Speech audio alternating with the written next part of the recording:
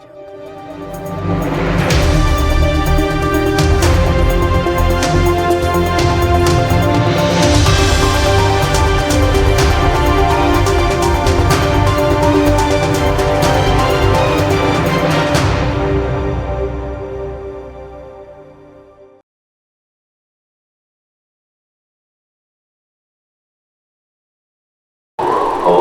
पाकिस्तान को लेकर जिस काम को शुरू करने के लिए जमा हुए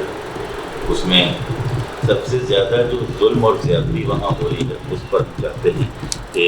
थोड़ा सा हमारी जो संगठन से जुड़े जो पाकिस्तान की संयोजिका हैं फौजिया खानम जी और तौकीर अहमद जी जो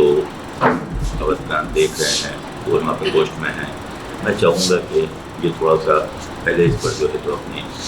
जो विचार हैं वो बता दें, उसके बाद फिर आपको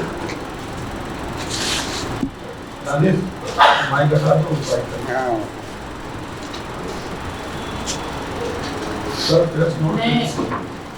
ज़्यादा लंबी बात नहीं करना चाहूँगी, नतीजों बात करना चाहूँगी। राजनीतिक बात करने से बेहतर है कि सामाजिक और इंसानियत के लिए बात की जाए। कल हाल ही में हमारा मुस्लिम राष्ट्रीय मंच का कार्यक्रम हुआ है, मिलन समारोह, जलसा पैगाम अमन इंसानियत और वतनियत। तो मैं ये कहना चाहूँगी कि इंसानियत को अगर अव्वल रखा जाए तो ज़्यादा बेहतर होगा। पाकिस्तान में जो भी सिंधी हिंदू हैं, हमारे भाई बहन, और जो भी अल्पसंख्यक सनातन हैं, कोशिश ये रहे कि ज़्यादा से ज़्यादा तादाद में हम सभी भारत सरकार से अपील करें कि उन्हें हिंदुस्तान वापस लाया जाए। हालांकि पाकिस्तान भी हिंदुस्तान का ही हिस्सा है, हम सभी जानते हैं, इसमें बताने की ज़रूरत तो है नहीं, लेकिन गौर फरमाया जाए वो भी हिंदुस्तान का ही हिस्सा है। तो कोशिश ये की जाए कि उन्हें अपने घर वापस लाया जाए। वो उस घर में खुश नहीं है, देश हमारा है, जगह हमारी है, ज़मीन हमारी है, सब कुछ हमारा है, लेकिन फिर भी वहाँ तकलीफ में है। और शायद तो वो कहावत है कि जिसके पैर न जाए कि वही वो क्या जाने पेट बनाए। तो बेहतर ये रहेगा कि ज़्यादा से ज़्यादा तादाद में अपील की जाए भारत सरकार से। मैं ये गुजारिश करती हूँ अपने माननीय प्रधानमंत्री जी से और मंत्री जी से कि वो हिंदुस्तान में जल्दी से जल्दी हमारे जितने भी अल्पसंख्यक सनातन हिंदू भाई हैं और हमारे जितने भी सिंधी हिंदू परिवार हैं उनको भारत में लाएं, उनका स्वागत और इस्तकबाल किया जाए, ताकि वो उनके ऊपर जो तरह तरह की प्रताड़नाएं हो रही हैं, जैसे कि धर्म परिवर्तन की, जैसे वहाँ की गाँव बेटियों पे दिक्कतें आ रही है, क्या उसको लेके कोई बाप बेबस नहीं होता होगा अपनी औलाद को लेकर? जिस बेबसी का वो शिकार हो रहे हैं और अपने ही वतन कि वो आज़ादी से नहीं जी पा रहे हैं, क्योंकि मैं नहीं मानती कि पाकिस्तान, मैं कहती हूँ सारा यहाँ से लेकर वहाँ तक सब है हिंदुस्तान है। आप एक नज़र से देखिए, एक नज़रिए से देखिए, वहाँ भी अपने हैं, यहाँ भी अपने हैं। यहाँ हिंदू मुस्लिम का फर्क करने की कोई ज़रूरत नहीं, सभी अपने भाई बहन हैं। जब ऊपर वाले ने फर्क नहीं किया तो हम कौन होते फर्क करने वाले हैं? और हमारे भी, हमारे माननीय प्रधानमंत्री जी, हमारे मुस्लिम राष्ट्रीय मंच के हमारे संरक्षक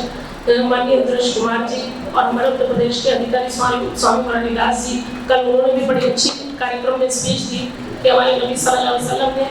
इस्लाम के बताए रास्ते पर चलिए। उन्होंने इस्लाम को आगे बढ़ाया, लोगों को इस्लाम कबूल करवाया, आगे बढ़ाया, ज़बरदस्ती किसी से नहीं की कि हाँ आप इस्लाम में आगे आइए, या आपके ऊपर कोई जोर दबाव इस तरह का जिसको कबूल हो वो आइए, नहीं तो फिर नबी की सुन्नत पर चलिए, उनके नेक बताए हुए रास्ते पर चलिए। अगर नबी की सुन्नत पे आप आ जाइए तो जो भाई हमारे वहाँ तकलीफ है उन्हें जल्द से जल्द भारत बुला लेना चाहिए, क्योंकि हमारे नबी ने फरमाया है कि हिंद से हमें चैन और सुकून की खुशबू आती है, तो उसका एहतराम किया जाए और नबी की सुन्नत पे चलते हैं हमारे गुरु। तो उन बातों का भी ख्याल रखते हुए जल्द से जल्द भारत सरकार से अपील है कि वहाँ के हमारे जितने भी हिंदू भाई हैं उनको भारत वापस बुला लिया जाए। जय हिंद। मौलाना तौकीर अहमद साहब से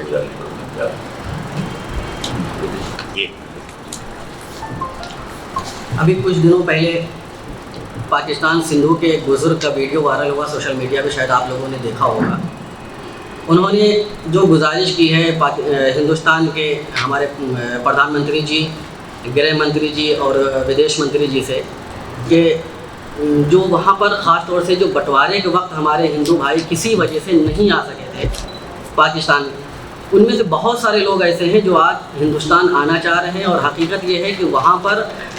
आज भी एक बड़ी तादाद में हमारे हिंदू भाई हैं जिनके साथ जुल्म और ज़्यादती हो रही है, और उसके बारे में आप सब जानते हैं। और रिकॉर्डेड चीज़ें हैं कि बंटवारे के वक्त तकरीबन जो अल्पसंख्यक हैं हिंदुस्तान के अंदर, उनमें वो 20 से 22% की तादाद थी, आज वो घटकर 1.5 से 2% बची है। इससे भी अंदाज़ा लगा सकते हैं। इसके अलावा 11 अगस्त 2022 को पाकिस्तान असम्बली नेशनल असम्बली के अंदर एक ईसाई सांसद हैं जिनका नाम है तारिक मसीहा गिल, उन्होंने ज़ोर शोर से ये मुद्दा उठाया कि हमारे यहाँ पाकिस्तान के अंदर 15-15 साल की बच्चियों का धर्म परिवर्तन किया जा रहा है।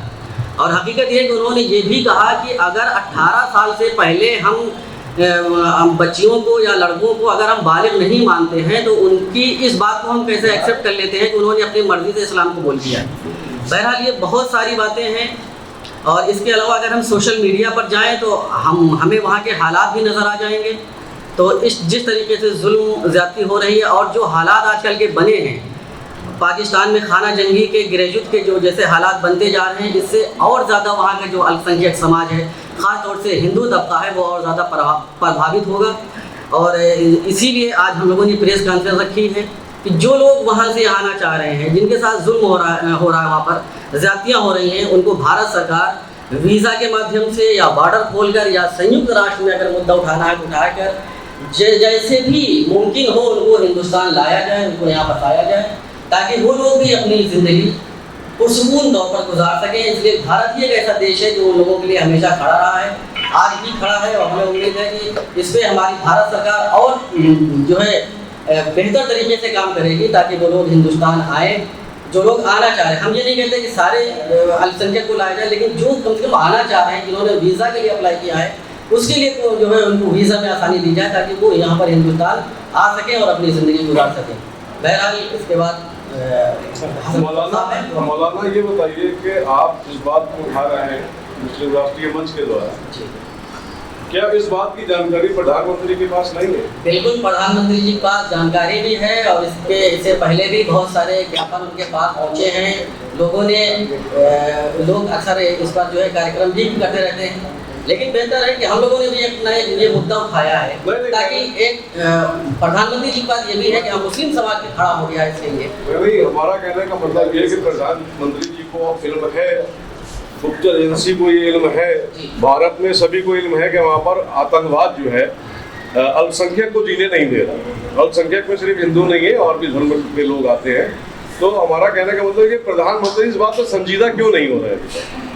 नहीं, प्रधानमंत्री जी बिल्कुल संजीदा है, लेकिन कुछ नियम होता है, कानून होता है, उसके दायरे में रहकर ही काम करना पड़ता है। लेकिन हमारी मांग ये है कि उस पर लगकर काम किया जाए, मेहनत से उस पर काम किया जाए, ताकि जितनी जल्द से जल्द हो सके उनको लाया जा सके। हम ये नहीं कहते प्रधानमंत्री जी इस पर संजीदा नहीं है, बिल्कुल संजीदा है और काम भी इस पर हुआ है। लेकिन हमारी अपील सिर्फ इस बात की है कि उस पर मेहनत से लग कर काम किया जाए, ताकि जो आना चाह रहे हैं, जिनके वीज़े वहाँ 2-2, 4-4 साल एम्बेसी में लगे रहते हैं, उसको नरमी उसमें करके जल्द से जल्द उनको लाया जाए ताकि वो अपनी ज़िंदगी आपके प्रेस नोट में ये नहीं लिखा है, प्रेस नोट में लिखा है कि उनको वापस बुलाने के लिए प्रधानमंत्री जी को ज्ञापन दिया जा रहा है जी। तो उसका मतलब प्रधानमंत्री जी इंटरेस्टेड नहीं है क्या उसको बुलाने को? नहीं, बिल्कुल इंटरेस्टेड है प्रधानमंत्री जी। तो जब इंटरेस्टेड है तो आपने क्यों प्रेस कॉन्फ्रेंस? नहीं, हमने आपसे पहले भी कहा इंटरेस्टेड है, लेकिन कुछ नियम और कानून के तहत काम करना होता है सरकारों को, वो अपने हिसाब से वो कर रही हैं। चलिए, हम अपने हिसाब से मांग कर रहे हैं, मुस्लिम राष्ट्रीय मंच मांग कर रहा है। चलिए,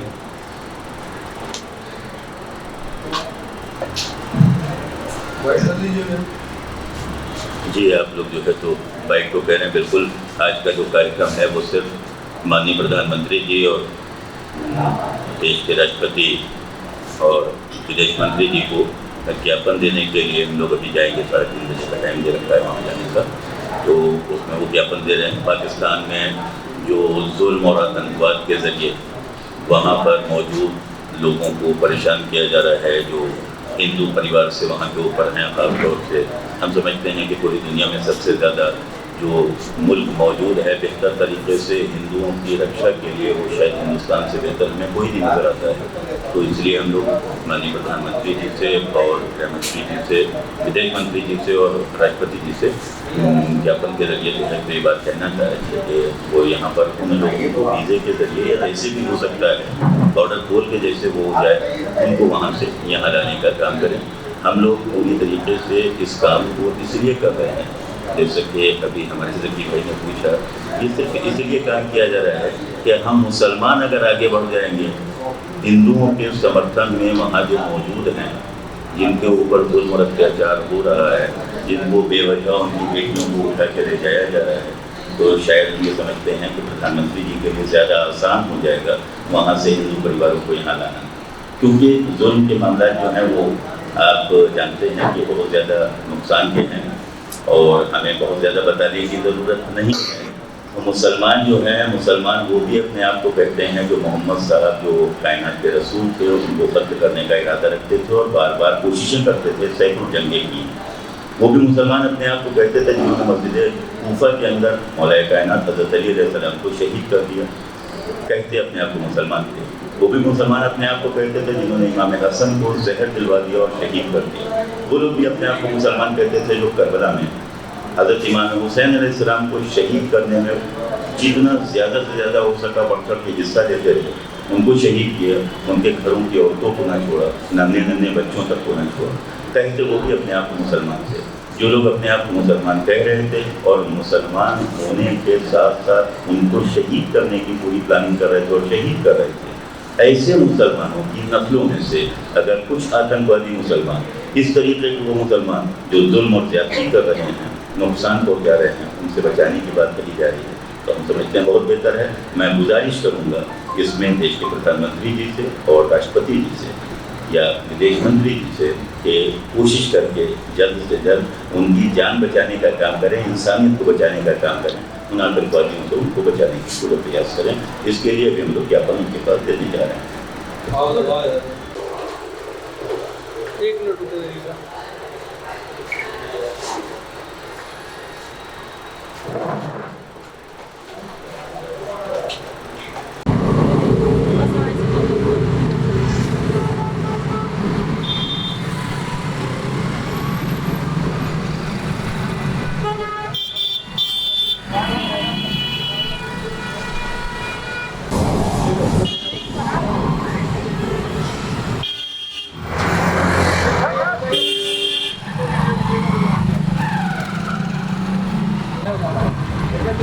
जी सर।